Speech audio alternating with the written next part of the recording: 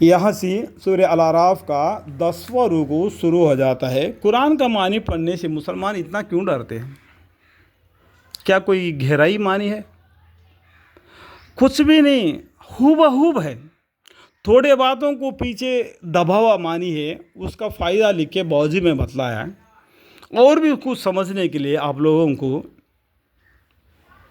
क़ससुल अंबिया पढ़ना पड़ेगा, बहिश्त ज़बूर को पढ़ना पड़ेगा, फ़ज़ाइल आमाल को पढ़ना पड़ेगा और बुखारी शरीफ को पढ़ना पड़ेगा। बस दुनिया के पढ़न तो लेते हो, दिन के पढ़न क्यों नहीं लेते? दिन को कहीं क्यों नहीं समझते? ये दुनिया फ़ानी है, तुम कितना भी कमा देगा और कितना भी कमा के रखेगा, ये ख़त्म हो जाएगा।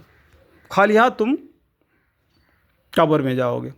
जो मेहनत पड़ के कमाया वो बेकार हो गया।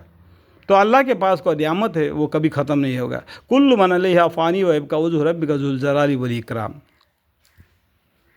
सूरह रहमान पढ़ो, उसमें भी मालूम पड़ जाएगा।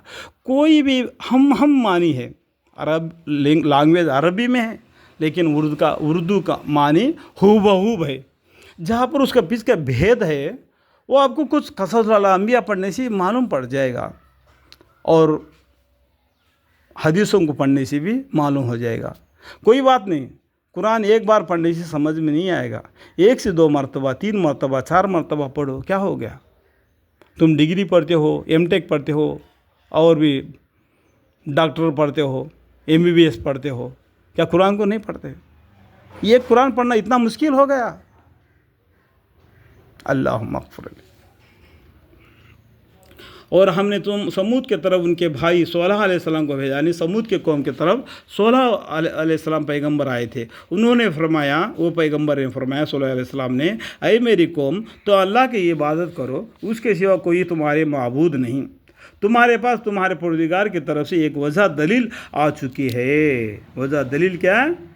ये पैगंबर आए, दलील है, तुमको डरा रहे। ये ऊँटनी है अल्लाह की जो तुम्हारे लिए दलील है। तो ये देखो, ये समूद के कौम ने क्या किया? 16 अलैहिस्सलाम से सवाल किया, अगर आप अल्लाह के पैगंबर है तो ये पत्थर से एक ऊँटने को पैदा करो।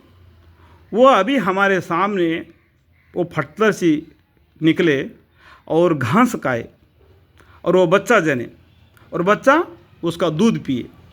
अगर इतना करामत आप तुम बता सकते हो तो हम तुम्हारा कहना मानेंगे। ये देखो कितना बड़ा सवाल 16 पैगंबर के ऊपर रख दिया समूद की कौम ने।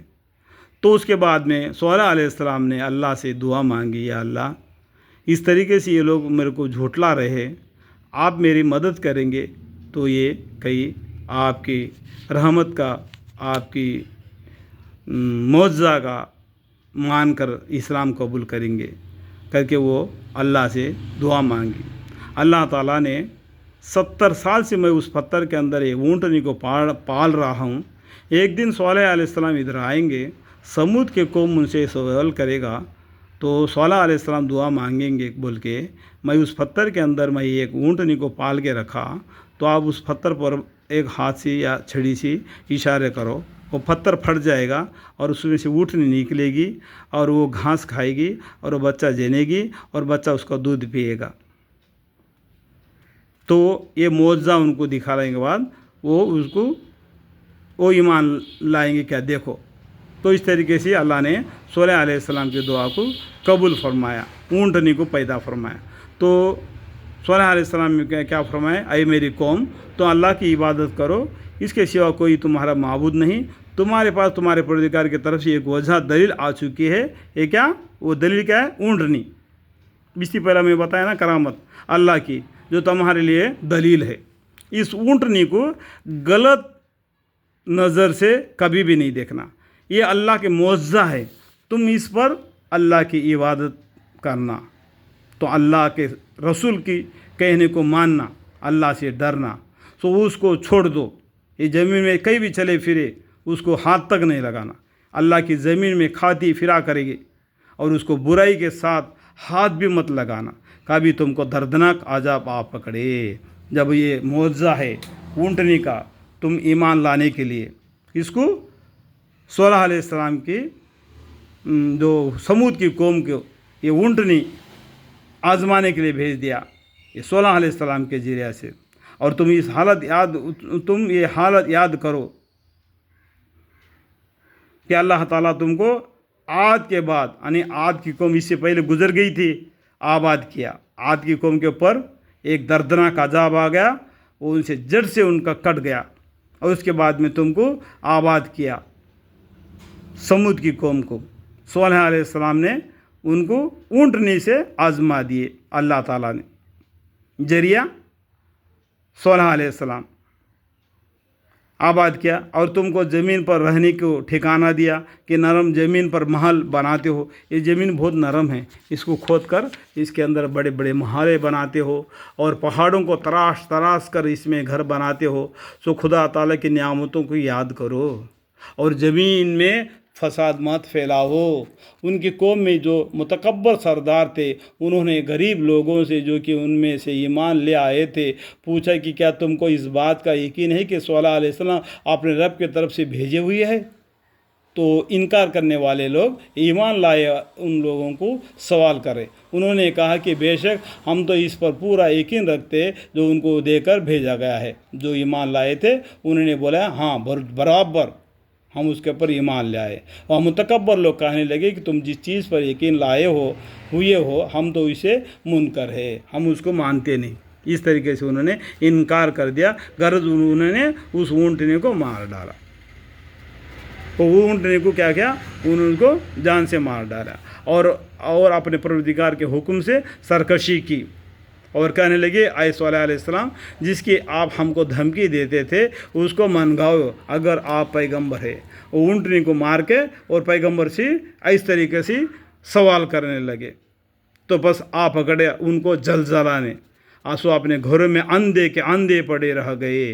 उस वक़्त वाहिनी सोलह अलैहिस्सलाम उनसे मुंह मोड़ कर चले और फरमाने लगे कि मेरी कौम, मैंने तो तुमको अपने परवरदिगार के हुक्म पहुँचाया दिया था और मैंने तुम्हारे खैर ख्वाही की, लेकिन तुम लोग खैर ख्वाही को पसंद ही नहीं करते थे और हमने लूत अलैहिस्सलाम को भेजा, जबकि उन्होंने अपनी कौम से फरमाया कि तुम ऐसा महाफाहश काम करते हो जिसको तुमसे पहले किसी ने दुनिया जहान वालों में से नहीं किया। यानी यहाँ से लूत अलैहिस्सलाम का किस्सा शुरू हो जाता है। यानी तुम मर्दों के साथ शौहत रानी करते हो। यानी तुम शौहत रानी किससे करना? अपनी बीवी से, अपने बीवी से हम बिस्तरी करना।